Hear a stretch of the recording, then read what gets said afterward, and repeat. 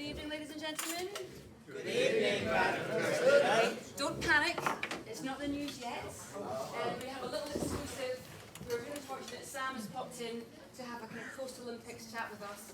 If you remember, it was a few weeks ago he was in after Diamond League and wasn't going to go to the Olympics. Then within about 3 or 4 days of that, he's off to the Olympics. So he's come back in to chat us through how it all went and everything. So got a little special early Sam chat. So Thanks for coming, Sam. Oh, sitting down. a bit more relaxed this time. You're probably ready. Like Parkinson. Well, I mean, this is amazing. The fact, the medals are here, because the last time we spoke, we just had the Diamond League, ran that super quick 44.7. Yep. All very exciting, but there was going to be no Olympics. Yep. And we were all very happy with that. But we'd come to terms. Well, you had come to terms with it. Yeah. So then, talk us through what happened, because I think within a week you were in Paris. So. Yes, I think on the Saturday before the opening ceremony, I was around London. That was really good. Came down on the Wednesday to speak to you all here. Yeah.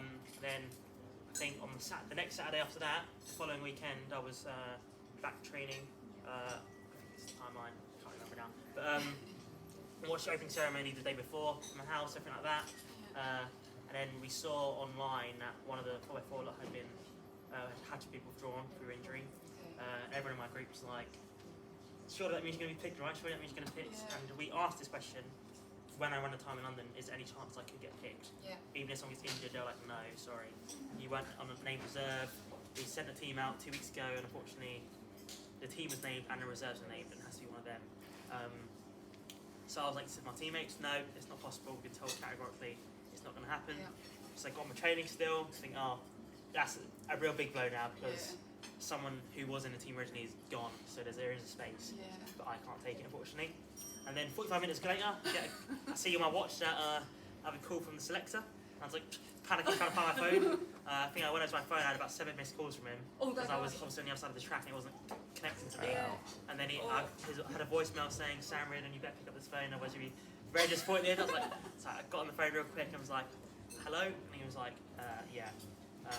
How would you like to be running a 4x400 and 800 next week in Paris and being an Olympian?" So I was like, "Oh my god, I would love that." So yeah, that's amazing. So did he explain at all how that came about? How all of a sudden, from being not allowed to, you're allowed, So he said, at the time I didn't know when I first got the call. It wasn't even 100% confirmed I was going to go, because they still had to clear it with the BOA and IOC. Luckily, I'd filled out all my forms just in case I was going months ago. Yeah. So that all passed through correct, and I was allowed to compete. But they were saying there's a 90% chance I'll be able to compete. So they were still back in my mind. I've got this great news, but it could still be I still might not be allowed to go in the final hour. So yeah, it was all very quick whistle stop tour. So I didn't really get told how I got picked until I was out there, because all I was focused on was what do I need to bring? I don't have any kit. How am I getting out there? Am I getting trained? But then an arson tax happened, so I had to get a flight. So it was all a bit chaotic those 2 days before I went out, after I found out. And then when I was out there, I got told that the individual who had to go home was injured, had picked up a nail injury just off the British champs, and they'd been aware about that, and they'd given him time to try and improve his fitness. Right, okay. And unfortunately he wasn't able to do so, he couldn't run. And when it's in it, they said if it was an individual, they would allow him to carry on. This is his own risk, he's only risking himself in a relay sort of environment. You're taking up a spot and potentially costing 6 people a medal. Exactly. So it was a tough situation. It was a very sensitive situation. I'm good friends with this person. He had to go home. So they said he had to be sent home, and then one of the reserves who was named a week before that, in between London and when I got picked, had called them saying he's shutting down the season. He had a long season out in America. He was second reserve, so he knew that it probably wasn't likely he was going to get picked, because the first reserve would have gone in instead of him, so he needed 2 people to get injured. And when he said he's shutting down the season, he got removed the reserve, and I got put in as apparently. So that jumped me to first reserve over the other reserve, and then I got brought in. So that was very fortunate, I guess. And then I got it. It started. It started, I guess. So what day did you get to arrive at the Olympic village? So I landed in Paris on Monday. I was in the holding camp for a day. Was that down in Monaco or was that in Paris? And that was in Paris. That was in Saint-Germain on May. So it's just like 45 minutes after Paris. Okay. So that was really nice. And then I was in there for a day, then straight into the village when everyone else had been there for like a week and a half. So practicing. So I was very chucked in the deep end. I didn't really, especially because I can announce that I'd been picked. Yeah. I didn't know how the team was going to perceive me coming in, how it all happened, everything like that. But luckily they were all very welcoming and happy for me to be there. Yeah. So I settled in really nicely and into the village on the Tuesday, and then I raced on the Friday. So 3 days in the village before racing. So yeah, 4 days in Paris. Wow. So do you think, was it the fact that it was so fast, it kind of like, you didn't get a chance to get nervous or anything, or were you super nervous? Yeah, I think it was the opposite. I think I think it kind of, you have a lot of emotions when you get picked to Olympics, especially your first one. And normally you know about 4 weeks before you're going. Yeah. So you have a lot of time to digest those emotions and get the high of knowing you've been picked, and then you obviously come down a little bit before you have to and get yourself ready to go again. Whereas I had that extreme high of getting picked in the way I did. Yeah. And then everything hit me about, I had to be running in 4 days, and I had taken about 4 days off after London because I didn't think I would be running. I just like, okay, enjoy this period, I ran really quick time. So let my body rest a bit, and then I started going to age beat mode because I was going to be running 200s. So it was the worst prep possible for an Olympic Games, I'll say that much. Well, it wasn't as bad as Elliot Giles. No, You that's true. wouldn't attempt. Well, I did speak to him actually, and he said at least he knew that he probably wasn't going to go because he knew Jake might not be running. So he said he was still ticking over. Okay. So he was called up later, but he was still more prepared than I was. So yeah, I got out there, and then it was just a whole lot of emotion having to deal with the high, the pressure. And I had a lot of pressure going in there, because obviously after my 44.7, a lot of people were saying when Charlie pulled out, a lot of people in the media were saying Savage we brought in, he's run a really quick time, everything like that. And then when I did get picked, everyone was like, there was a lot of mixed emotions, people saying they'd force Charlie out so they could get me in. Yeah, a lot of people saying, oh, really good, Sam's in it, he's going to do really well. And then there was a lot of expectation that I had to replicate my 44.7. And for me, I'd only run it once, and it was a massive PB jump, so it's 0.13 of a second.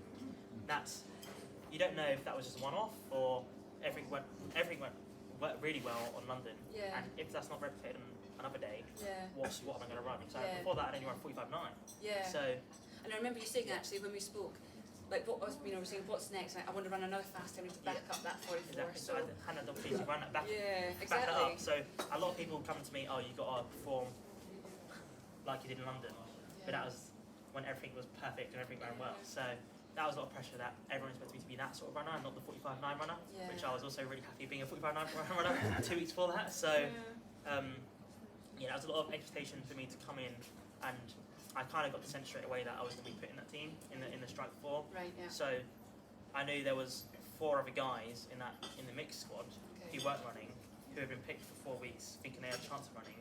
And also thinking, now if I screw up now, after coming in late, those 4 are going to be really annoyed. And I'd understand why. I was in the same situation.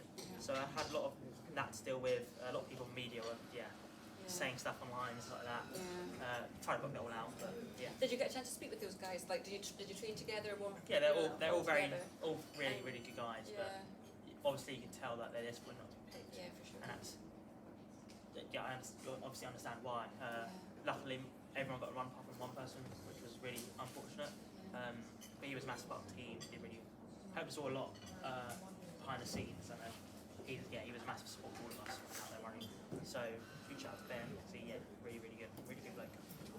But they're all supportive, but I can tell they're obviously disappointed when they didn't get picked, and that's understandable. So extra pressure really for the.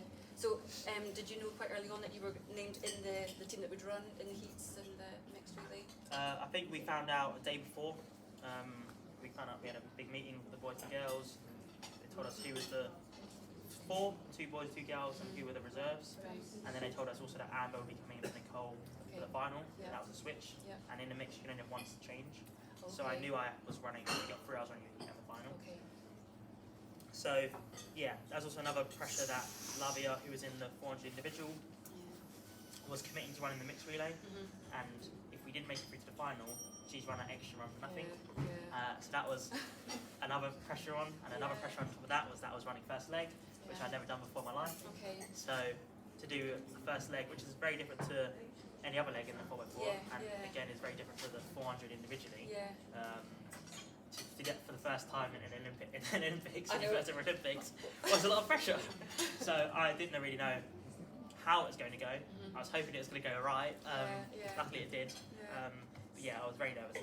Very nervous. Yeah.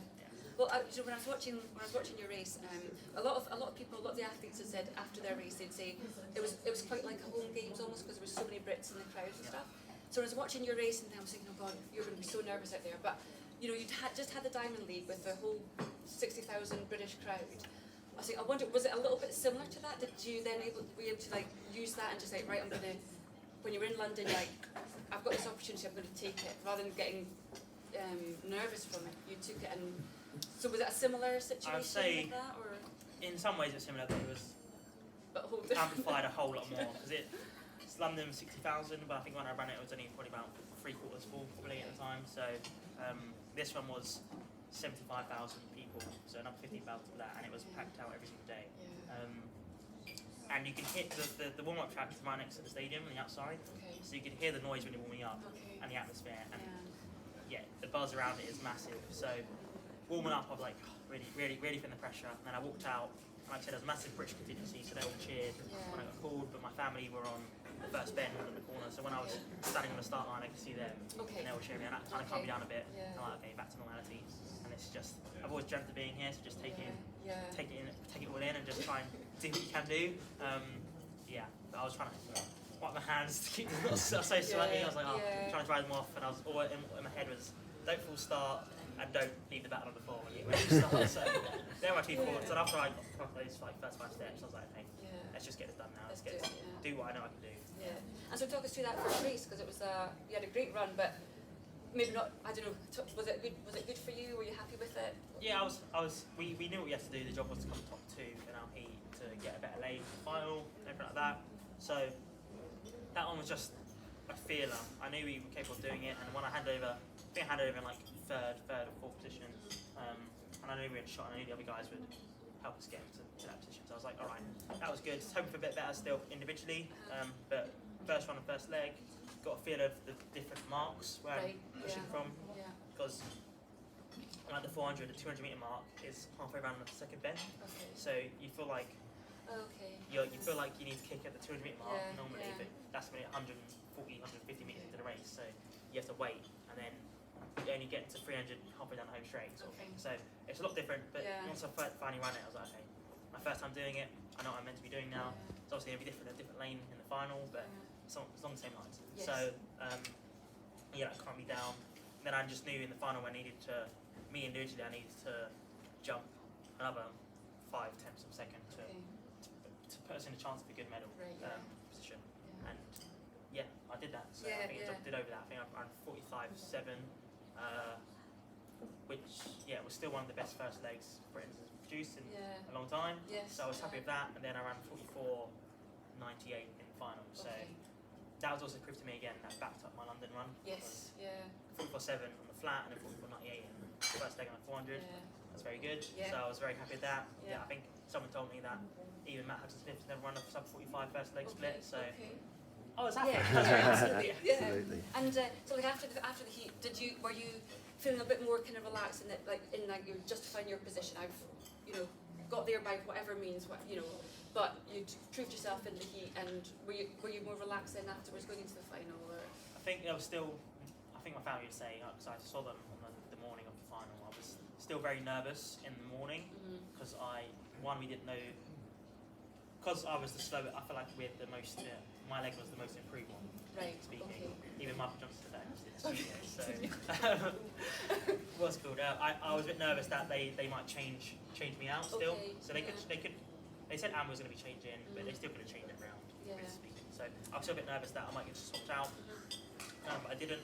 And then once I knew I was in the team, everyone around me, like all the girls and the boys, were like, "You deserve to be here. Like your leg was so good yesterday. You got us through. We need a little bit more, but that's fine. You're capable of doing that. You're up 7." So they were a massive reassurance to me. And I kind of just went in there. I knew what it's going to be like, because in the heat before, in the heats, the French were in that heat, and we were standing underneath the stadium waiting to go out by the tunnel, and we could hear the noise that the French were producing for the French, and the French made it to the final. So I knew, Martin told me that the French, I think they're like 2 days inside of me, the crowd are going to be going mental for them. Just pretend it's for you, sort of thing. Just like, because you can't, when there's that many people, you can't hear what they're saying individually. You just hear massive noise, you hear loudness, unless they're all chanting the same thing, which they were at one point. But so I was like, it was Leon Marshall and you weren't going to hear it. So that noise, I pretended the noise was for the British lot. And even when I got pulled out, there was a massive British crowd there, so I still a big cheer, which was nice. But yeah, I just felt on the start line, I felt a lot more confident and a lot more comfortable, and I knew what to do. I knew how I could have improved on the heat the day before. Had the Italian on the outside of me and knew, okay, in the last 200, as long as I'm closing that gap in the Italian, I know he's a really good runner. So as long as I'm closing the gap, I know I'm running the right. Then I hand it over, and that's when I get the first chance to get to look across and see where the staggers are unwinding. And we were just behind America and Belgium, like Reardon in that first leg. And I was like, okay, I passed them up quite well. So that was really good. I was really happy. And then the guys did what they did, and we came up with bronze, and that was, I think everyone talks about the bowl in that race, and rightly so, which she did. But I was saying to people, I didn't even know that Netherlands had won it. So all I was doing was watching Amber. It's like we knew Femke's going to come past. So we're like, okay, as long as we get past the Belgians, Amber gets past the Belgians as quick as possible, and then just try to hold Femke for as long as possible. We should be right in the middle. So I saw her get past the Belgians, like, okay, we're in the middle position here. Femke's still quite far behind us, but like, okay, alright. So I was thinking maybe get second, something like that, and then saw Femke come past. I was like, alright, it's fine.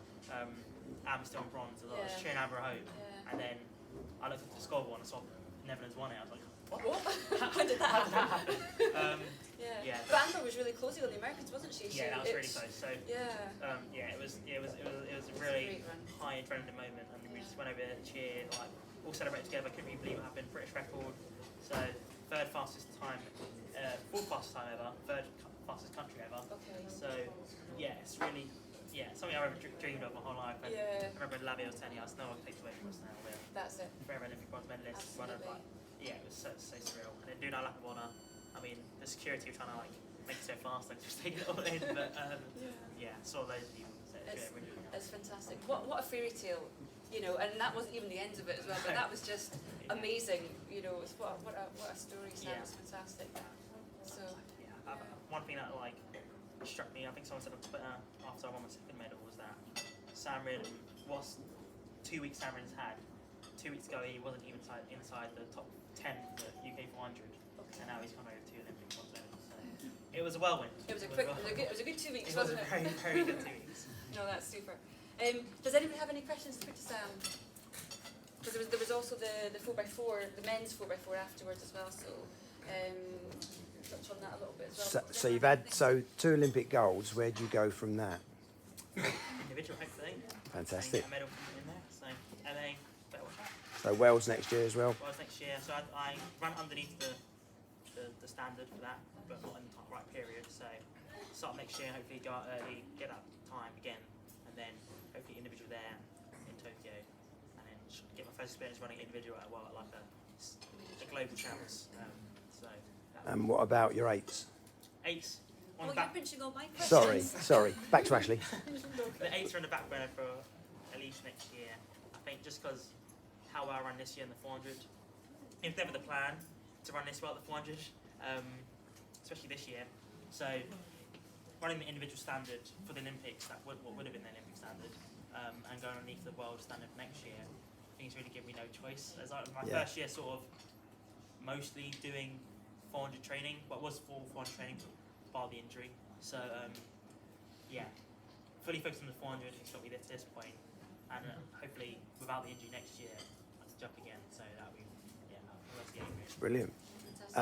They say Olympics changed your life, Margaret. You can relate to that. Did it change your life? No. Bad example. But it's been a bit of a mad 2 weeks for you, Sam, hasn't it? Yeah, it's been a lot. Has it been calming down a bit, or is it? Yeah, it's definitely calmed down a bit now, which is nice. Go back to a bit to normality. Got a holiday for a bit now, and then Good. back to winter training down here in the cold and wet, and that's fine. Yeah, That's what I look forward to, really. Brilliant. Great. Super. But we've got a little something for you. It's not as fancy as these things, of course, but it's just I'll keep it sealed up. But it's just a token, just to say well done and everything. So what you did.